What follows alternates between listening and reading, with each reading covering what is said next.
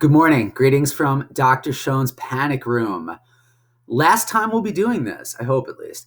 Homework 5. I want to review the answers here for what was, I think, a moderately challenging homework assignment, but one that was very doable with the stuff that we learned over the last week in class. You had 2 hand calculations that you were expected to do along with a small stated component. Of your 2 hypothesis tests here, the first required us to do chi-square. The second required us to do a bivariate correlation in order to calculate Pearson's R. And even though the problem didn't specifically tell you that, there were so many context clues here that led you to the right decision. The first was just looking at the table and realizing what did this look like that we did in class. The second is identifying what collections of variables that you have. So you'll remember that chi-square is done when you have 2 categorical variables. And those categorical variables can be any combination of nominal and ordinal variables. So what do I have here?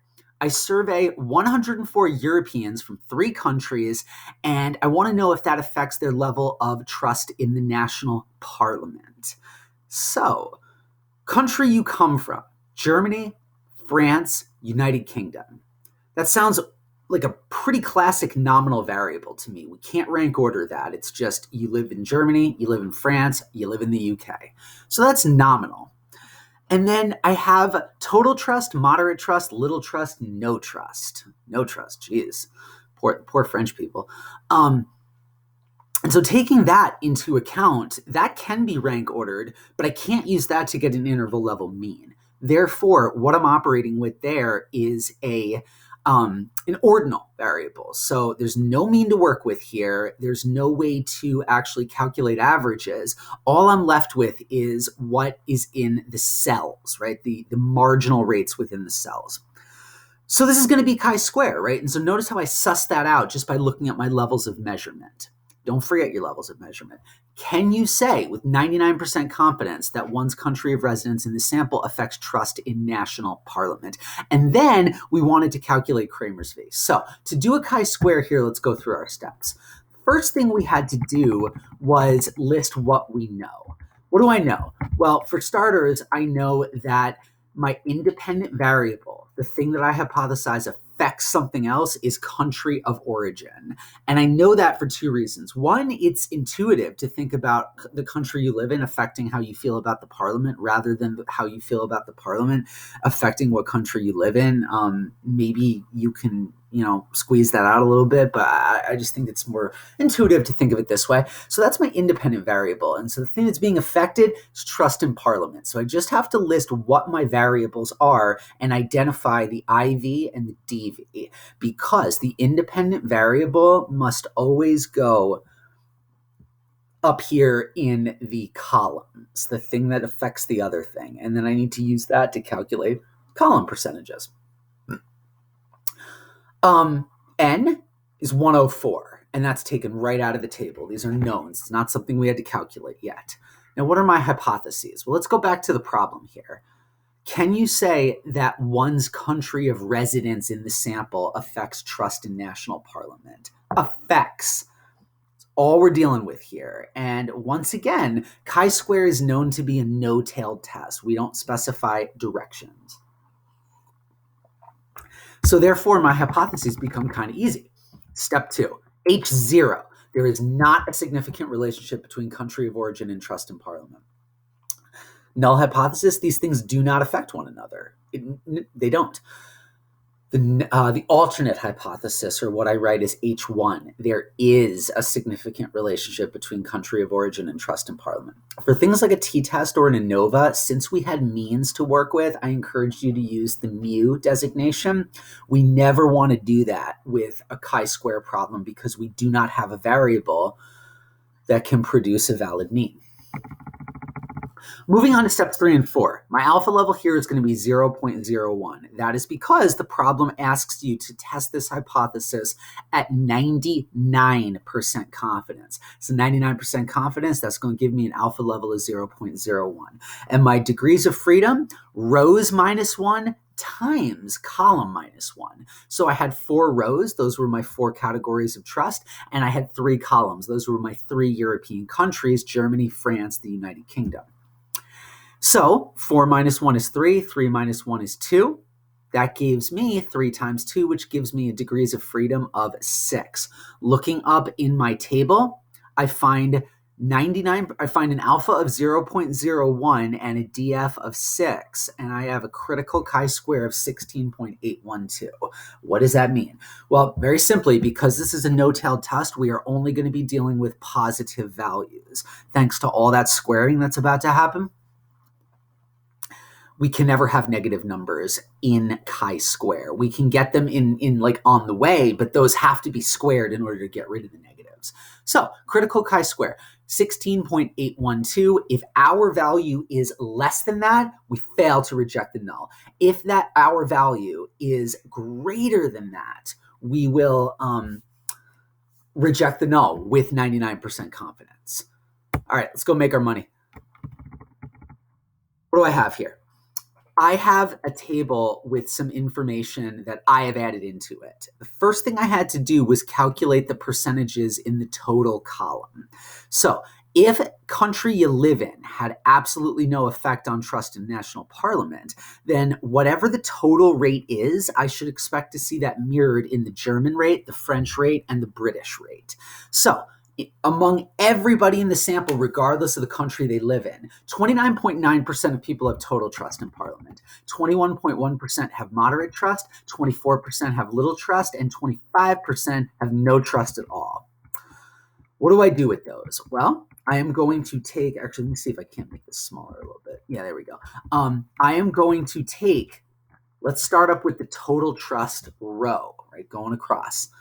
I take 29.9% and multiply it by the total number of Germans. That's 36, you see down here. And then doing that gives me FE for the Germans' total trust cell. What I actually observe is 14, and what I should observe, assuming no relationship, is 10.764. Then I do the same thing for the French. 29.9% times 30 French people gives me a frequency expected of 8.79. Then I do it for the British. 29.9% times 38 British people, and that gives me an expected frequency of 11.362. Filling out the rest of the table follows the same logic. Now I move to moderate trust. That's 21.1% in all in the entire sample. I multiply that by 36 Germans, 30 French residents, and 38 Brits. And I get frequency expected for each country in the moderate trust category, so on and so forth. Once I get FE for all 12 of my cells, I then need to subtract FO minus FE, square it, and divide by the expected frequency. And the numbers we should have gotten to, those are chi-square for each cell. And we just got to take the summation of that. So what am I operating with here? 0.973, 0.433, 0.163, 0.335, 0.858, 1.978, 0.311, 0.45, 0.002, 0 exactly, 0.83, and 0.658. The summation of which leads me to a chi-square of 6.991. Looks like I have a little typo there. I'm sorry. Either way, if you ended up somewhere in that range, I think it's fine. Is that number greater than or less than the critical value of chi, which is 16.812? It's less. Because it's less, what's my conclusion altogether now? We fail to reject the null hypothesis, and we conclude that among these 3 countries, one's country of origin does not influence level of trust in national parliament. And finally, you were asked to calculate Kramer's V. That is a strength of association check. So what Kramer's V is going to spit out is the percentage in variation in the outcome, trust in parliament that can reasonably be attributed to national origin. So Cramer's V equals chi-square over n times df asterisk, where df asterisk is r minus 1 or c minus 1, whichever ends up being smaller. Now, in this case, we have 4 rows and we have 3 columns. So I'm going to have to take the columns minus 1. Cramer's V is now equal then to the square root of 6.991 over 104 times 2. That comes out to a Cramer's V of 0.184. In other words, 18.4% of all variation in trust in parliament is due to one's country of origin. And that's it. That's all we had to do for this chi-square problem. We failed to reject the null hypothesis. Moving on to part 2. X refers to respondent's age. Y responds to respondent's glucose level. When we are doing bivariate correlation, X is always your independent variable and Y is always your dependent variable. Y is always the thing you're trying to predict values of. So, is there, can you say with 95% confidence that there is a significant relationship between age and glucose level? Okay, so what are my X's? 43, 21, 25, 42, 57, and 59. 6 data points. And then for Y, glucose levels 99, 65, 79, 75, 87, 81. Well, I gave you a table here that involved the summations that you're going to need for your formula. So the summation of X, 247. The summation of Y, 486. The summation of XY, 20,485. Excuse me, the summation of X squared, 11,409, and the summation of Y squared, 40,022. We'll get to that a little bit later, but why did I do that? Those are the components that I need for actually calculating this equation, right? For actually calculating this by hand. Let's get to the steps here. So, step 1. List your independent variable, that's age. List your dependent variable, that's glucose. List your N, that's 6. 6 pairs of data, not 6. We have 6 values of X and 6 values of Y. That does not equal an N of 12. That equals an N of 6 because it's one person that has both an age and a glucose level. And that's it for step 1. Step 2, you weren't asked for a direction here. Is there a relationship between age and glucose? So the null hypothesis, H0, I would simply write, there is no relationship between age and glucose levels. H1, there is a relationship between age and glucose. Steps 3 and 4, not something that you would have to do for regression, but here we did have to do it. The alpha level is 0.05, corresponding to 95% confidence, and my degrees of freedom is n minus 2. So that equals 4, right? 6 minus 2 is 4. The critical R, I wanted you to round up here in this case because the table that I gave you, I think, begins at, it's either 8 or 10 or something like that. Either way, you should have looked at the table, found 0.05 alpha, and found the closest thing you could get to, which was a critical R of 0.632. So because Pearson's R ranges from a minimum of -1 to a maximum of +1, we will be able to reject the null hypothesis if our value, the thing that we actually calculate going forward, is greater than 0.632, or if it is less than negative 0.632. The closer it gets to the bounds, the minimum or the maximum possible value, the stronger of a correlation we have. All right, let's get to work.